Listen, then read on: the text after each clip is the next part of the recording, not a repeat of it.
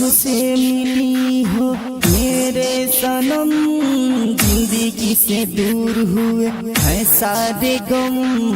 जिंदगी की ख्वाहिश हो मेरी दिलरुबा, परियों की रानी हो मेरी दिलरुबा। जब से मिली हो मेरे सनम, जिंदगी से दूर हुए हैं सारे गम। जिंदगी की ख्वाहिश हो मेरी दिलरुबा, परियों की रानी हो मेरी दिलरुबा।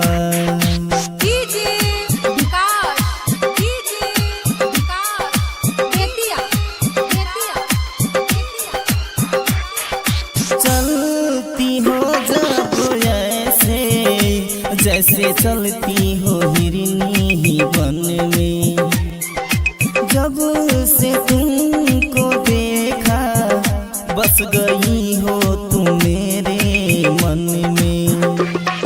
तेरे प्यार में मैं पागल हो गया, जिंदगी की ख्वाहिश हो मेरी दिलरुबा, परियों की रानी हो मेरी दिलरुबा।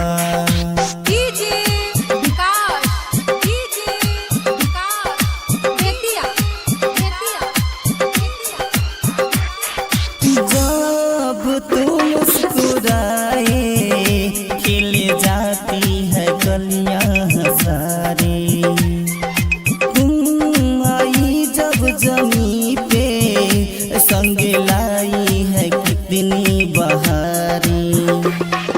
मैं जानूं तो कौन है तुम, सपनों की रानी हो मेरी दिलरुबा, परियों की रानी हो मेरी दिलरुबा।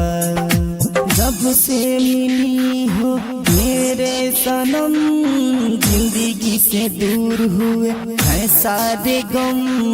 जिंदगी की ख्वाहिश हो मेरी दिल